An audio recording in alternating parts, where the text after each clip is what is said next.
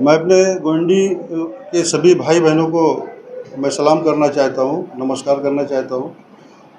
और मेरा आने का मतलब यहाँ पे ये है या मकसद ये है कि मैं सुना कि भाई हमारे यहाँ एक नेता आए हुए हैं जो कुरला से हैं, बड़ा नाम है, ऊंचा नाम है।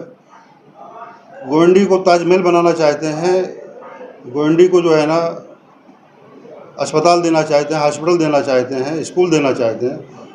तो मेरा उनसे ये सवाल है कि भाई आप कुरला में 20 साल थे, वहाँ पे आमदार थे और हम लोगों ने जी जान से जिताया था आपको वहाँ पे, चंदा लेकर के, कोशिश करके, गाड़ी लेकर के, मेहनत करके 4-4 बजे रात तक।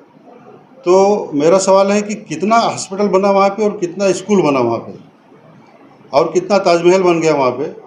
और चौथा मुद्दा है नशे का। तो आज भी कुरला में नशा है और आपके घर के बाजू में है, आसपास में है। कितना नशा ख़त्म हुआ, क्या आपने किया उसके लिए? अगर कुछ किया है तो बताइए। हाँ, कुरला वालों को 20 साल में मिला क्या? आज भी कुरला जो 25 साल 30 साल पहले था वही है। आप 94 में जीते थे वहाँ से। तो उसके बाद क्या किए? कुरला वही का वही है। कोई भी बिल्डर डेवलप के लिए भी आना चाहा तो आपने नहीं आने दिया। आज लोग तरस रहे हैं।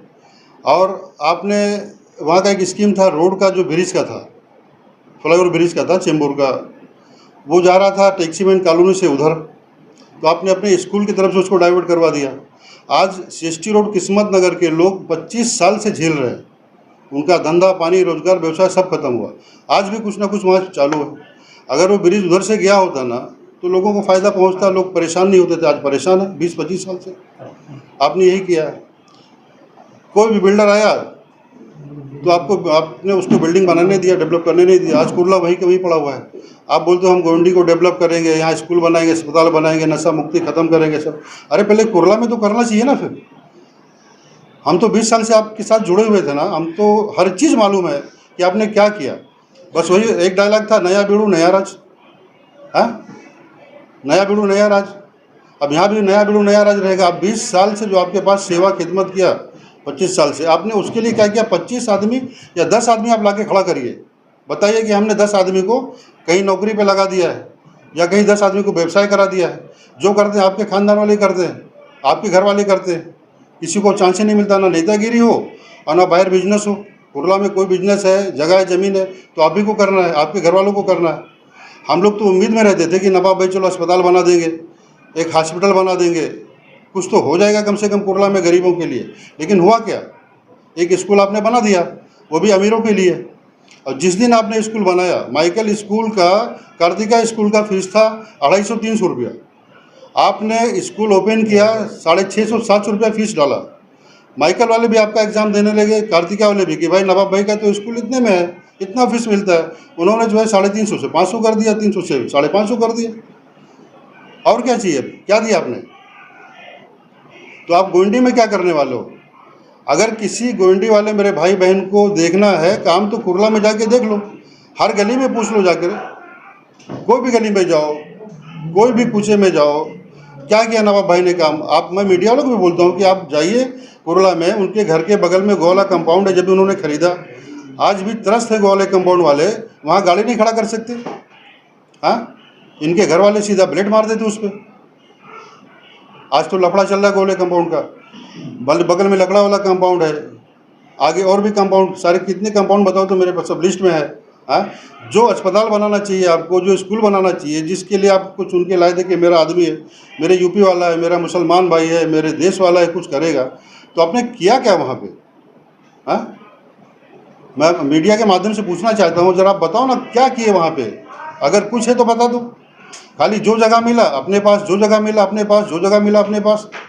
ना कोई कार्यकर्ता के लिए, किसी कार्यकर्ता को घर अगर किसी दिलाई। आपने माहाडा में इतना दिन काम किया, माहाडा में आपने इतना दिन काम किया, इतना दिन मिनिस्टर है, किसी कार्यकर्ता को घर दिलाए?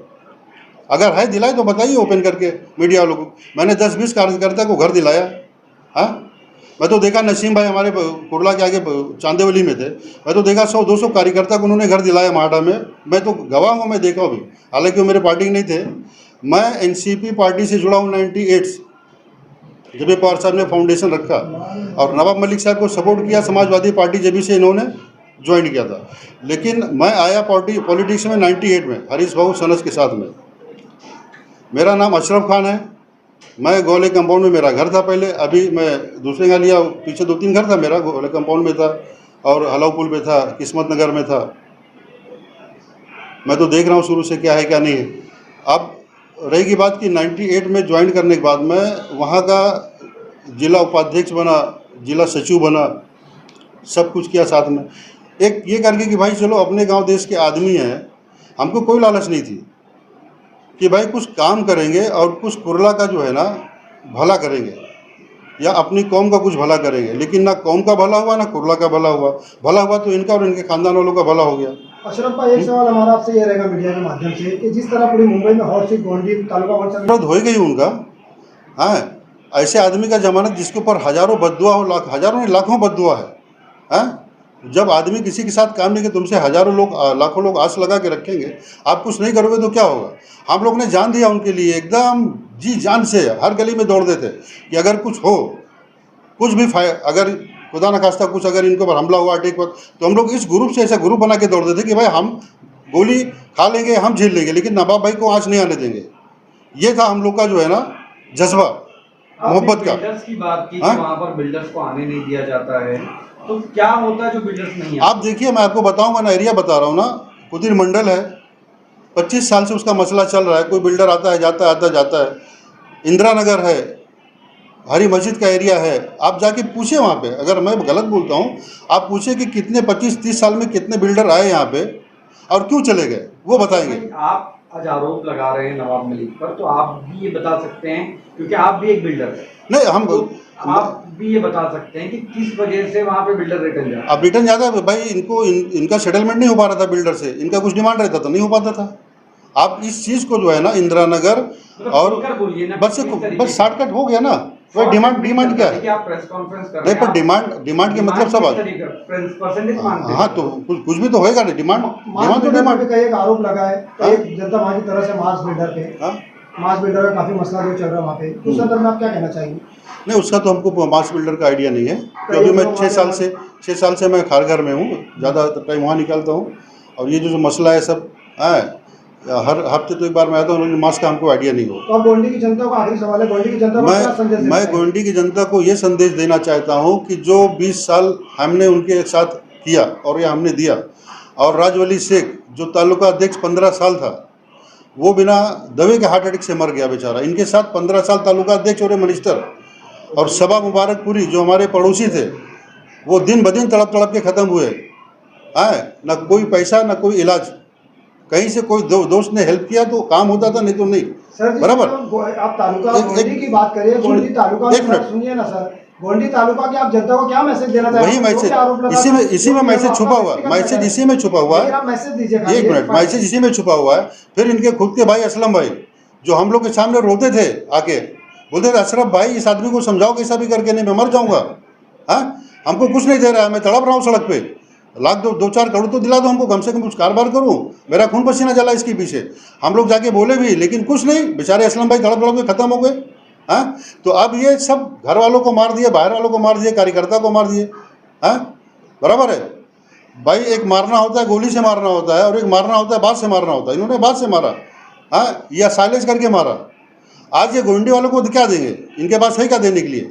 अगर गोंडी वालों के पास कोई जगह होगा तो जगह दे देंगे गोंडी वाले, भाई लोग बिल्डिंग बनाओ साहब, उसमें खुश। लेकिन किसी गरीब का तो भला होने वाला नहीं है, ना कुछ अस्पताल खुलने वाला है, ना कुछ हॉस्पिटल खुलने वाला है। ये गोंडी की जनता दिल दिमाग से निकाल दे। और मैं गोंडी वाली जनता से यही कहूँगा कि आपको जो मिला है अबू आसिम भाई, उनकी इज्जत कीजिए, मेहरबानी करके उनकी इज्जत कीजिए। जो आपको आदमी हीरा मिला हुआ है, अगर ऐसा आदमी आपने खो दिया तो कभी ज़िंदगी मिलने वाला नहीं है। और नवाब मलिक हो या कोई भी, इनके चक्कर में कोई पढ़ने की ज़रूरत नहीं है। ये कौन सी टीम के आदमी है, कहाँ से आए कैसे नहीं, आपको खुद मालूम पड़ेगा। और अपना गोंडी अपना सेव करना है, सही से रहना है और सुकून से रहना है, तो अबू आसिम भाई के साथ रहिए और उनको चुन के लाइए। बराबर। बहुत धन्यवाद। आप नवाब मलिक पे आरोप लगा रहे हैं कि वो अपने परिवार के नहीं हुए, तो फिर गोंडी के कहाँ से होंगे? हाँ, तो है, सही बात है, गोंडी के कहाँ से रहेंगे? आप देखिए, आज कप्तान मलिक भाई हैं, मैं उनके सगे भाई की बात करता हूँ। असलम भाई तो चले गए दुनिया से। नवाब, अब आज कप्तान भाई के पास जाके पूछिए, वो बेचारे नगर सेवक, वो नगर सेवक अपने दम पे हैं और अपने काम पे हैं, इनके नाम से नहीं है। आप इंटरव्यू लीजिए उनसे जा करके कि आप किसके दम पे हो। उनका काम बोलता है और काम के दम पे वो 2-3 बार से जीत के आ रहे हो। बहुत सारा फ़र्क है इनमें और उनमें, ज़मीन आसमान का फ़र्क है। हाँ, अभी उनको भी वो कम करना चाहे थे, लेकिन भाई कुछ चली नहीं, बच्चे बड़े नहीं थे, क्या थे, अब इनके बच्चे बड़े हो गए, उनको भी डालना चाह रहे। लेकिन कप्तान मलिक भी तो नवाब मलिक का साथ देते हुए नजर आ रहे हैं। नहीं, साथ देखिए, अब साथ तो दिखाने में कोई देता, साथ उनके मोहम्मद भाई वो भी दे रहे, इकबाल भाई वो भी दे रहे, सभी दे रहे, असलम भाई भी दे रहे थे साथ, लेकिन दिन भर रोते रहते थे बेचारे। वो तो हमको मालूम है कि साथ में बैठना उठना था, हमेशा रोते थे, रो रो के चले गए बेचारे। आज मैं उनका चेहरा याद करता हूँ तो मैं खुद रोता हूँ कि किस तकलीफ से गुजरे हो बेचारे। और सबा मुबारकपुरी जो इन्होंने अपनी ज़िंदगी दे दिया इनको, आप कुरला में कहीं पूछना बस सबा मुबारकपुरी कौन है, सब बताएंगे। ग्वालियर कंपाउंड में रहते, आज उनकी फैमिली है, जाके इंटरव्यू लीजिए, कितना काम आ रहे, कितना उनको दे रहे। आज उनका लड़का एक बेचारा नौकरी करके घर चला रहा है, सारी ज़िंदगी इनके नाम में कर दिया आदमी ने, चाहिए क्या। एक यहीं का केस था, गोंडी का ही केस था, अड़ू शक्ति नगर का केस था, किसी लड़की को वो परेशान कर रहा था, तिलाक का मैटर था क्या। मैं वो लोग ज़बरदस्ती आए मेरे पास, पूछे अशरफ भाई आप वोट मांगने तो आए थे, चलो हमको नवाब मलिक से मिलना है, पुलिस परेशान कर रही है हमको, ये आदमी परेशान कर रहा है हमको, इससे निजात दिला दीजिए। बोला भाई रमज़ान शरीफ का महीना है, मैं बाद में कर लेता हूँ, 1-2 दिन टाइम दे दीजिए। बोला नहीं, हमको नवाब मलिक से मिलना है। मैं जाके मिलाया, अब मिलाया तो उसे दुनिया की सवाल करने लगे, तुम लोग ऐसे हो, ऐसा करते हो, ऐसा करते हो, ऐसा नहीं करना चाहिए, वैसा नहीं करना चाहिए। बोला भाई काम करना है तो करो ना, मैं जा करके करा लेता हूँ। बोला अशरफ भाई सब फालतू काम है, सब क्यों लेके आते हो ऐसा ऐसा करके। अब क्या वो लड़की मजबूर है, उसको परेशान कर रहा है। हाँ, कोई यहाँ का गुंडा था, परेशान कर रहा था, उसको केस कर रहा था, उसके माँ बाप को अंदर करा रहा था। हाँ, अब तुमको वोट दी है तो हमारा काम है तुम्हारे तक भेजना ना, फिर यानी वोट लिए काम खत्म हो गया। वोट लेने के बाद 5 साल तुम्हारे पास देखने का नहीं, तुम्हारे पास काम लाने का नहीं, स्कूल का काम नहीं लाने का, झगड़े का काम नहीं लाने का, पुलिस का काम नहीं लाने। नेता के पास होता कौन सा काम है भाई, नेता के पास क्यों, जो काम नहीं होता वही नेता के पास जाता है। अगर पूरा काम बाहर हो जाएगा तो तुम्हारे पास जाएगा कौन आखिर।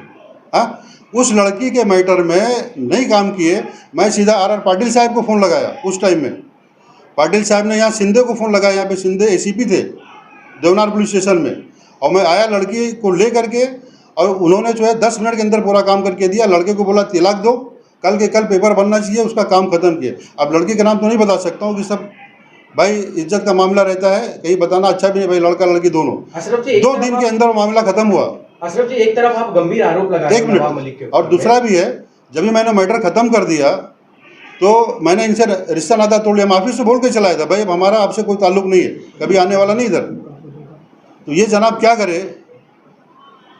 दूसरे से हुल पट्टी कराए हमारे को कि तुमको ये क्या नाम है, उस टाइम एटीएस चीफ थे राकेश मारिया साहब, तो बोले अगर तुम ऐसा करोगे हमारे खिलाफ तो हम तुमको एटीएस को बोल करके ना, राकेश मारिया को बोल करके तुमको अलकायदा में फंसा दूंगा। ऐसा आदमी बोल करके भेजे हमारे पास, उसका नाम था बब्बू सिंह। आके हमको बताया कि भाई सर भाई ऐसा बोल रहे, सब मीटिंग हो रही। तो मैंने क्या किया था कि भाई बैनर लगाया था, तो मैं इनका फ़ोटो नहीं लगाया था। बोले भाई जब तुम कुछ करते नहीं हो हम क्यों लगाएं, क्या ज़रूरत है। अच्छा, मंत्री भी नहीं थे और उसके बाद बम्बई अध्यक्ष भी नहीं थे, तो प्रोटोकॉल के हिसाब से बनता नहीं कि भाई फ़ोटो लगाने का, हम नहीं लगाए।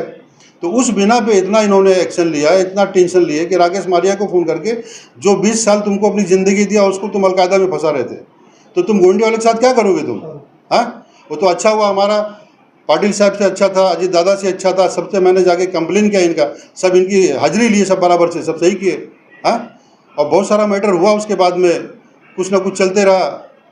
लास्ट में क्या हुआ कि आर पाटिल साहब ने हमको इतना तक बोला, अशरफ तुम एक कंप्लेन कर दो इनके खिलाफ में, मैं FIR ले लूँगा, इनको सीधा अंदर डालता हूँ। ये था उनका वर्ड।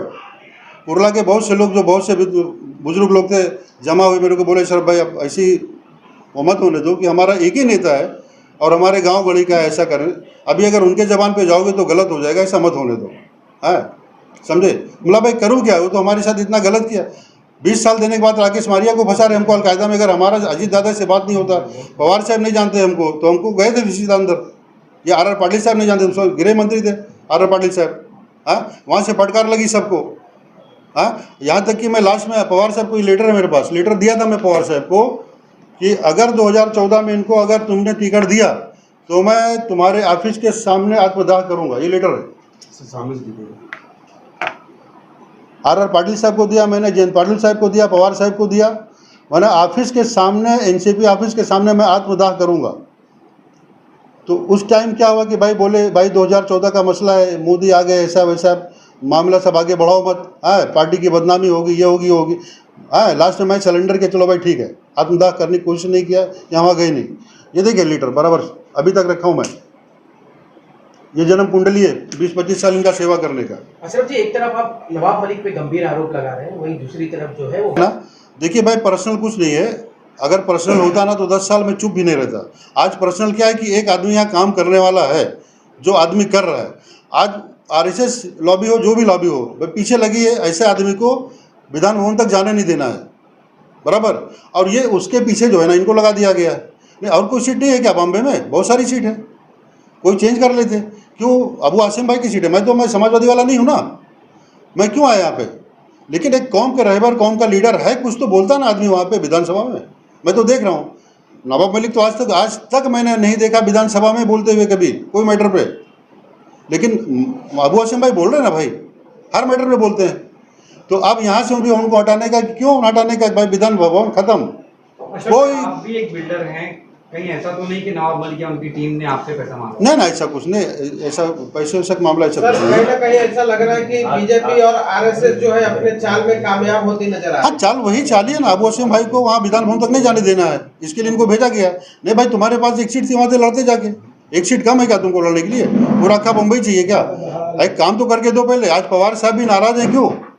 इनका रिपोर्ट कंटिन्यू होता था कि ये एरिया में काम नहीं करते, और हमारा भी वही था कि भाई हम भी रिपोर्ट करते थे। हम भी अपने जो हमारे भाऊ हरी सनस भाऊ, जिनका मैं हाथ पकड़ के चला, हमारे गुरु, ठीक है, हाँ, तो हम लोग को तो सब बातचीत होती रहती थी भाई क्या करना है क्या नहीं करना है। काम नहीं करोगे तो हम तो बताएंगे पवार साहब को भाई काम नहीं हो रहा है। अब पवार साहब ने जो चुना काम करने के लिए चुना ना भाई, तुमको मंत्री दिया, मंत्रालय दिया, क्या है? लेकिन जब काम नहीं करोगे पब्लिक का आदमी करेगा क्या? कौन सा काम है करके जरा बताओ तो, एक लिस्ट बता दो कौन सा काम किए तुम। या अगर 25-50 लोग को नौकरी पे लगा दियो तो बता दो, तो गोइंडी में क्या करेंगे? जो अबू आसिम भाई जो कर दिया वो जिंदगी में नहीं कर पाएंगे वो। एक फाइनल अपील यही करूंगा यहाँ की जनता से, मैं हाथ जोड़ के अपील करता हूँ कि मैं तुम्हारे घर का हूँ, उतरौला का हूँ। उतरौला मेरा घर है, सब लोग जानते होंगे, अगर आप लोग वीडियो देखोगे तो जानोगे उतरौला का। उतरौला मेरा घर है, गजपुर इनके गांव के बगल में ऐलरा एक गांव है, वहाँ मेरा ननिहाल है, वहीं की मेरी पैदाइश है। हाथ जोड़ के मैं आपसे रिक्वेस्ट करता हूँ, गुजारिश करता हूँ, विनती करता हूँ कि इनसे होशियार रहना। अगर इनका काम देखना है, इनकी चालाकी देखना, खाली कुरला में देख लो किसी आदमी को बुला करके, समझे कि नहीं? हाँ देख लो क्या है, क्या किए, तुम्हारे लिए क्या करने वाले हैं। इनके चक्कर में पड़ना नहीं। मैं हाथ जोड़ के अभी भी अपील करता हूँ, इनके चक्कर में नहीं पड़ना, प्लीज़ प्लीज़ प्लीज़। आप अपना कीमती वोट अबू आसिम भाई को दीजिए और उनको कैसा भी जिताइए, अगर आपको खुशहाल रहना है तो। बस इनसे कोई उम्मीद रखने का नहीं, मैं साफ बोलता हूँ।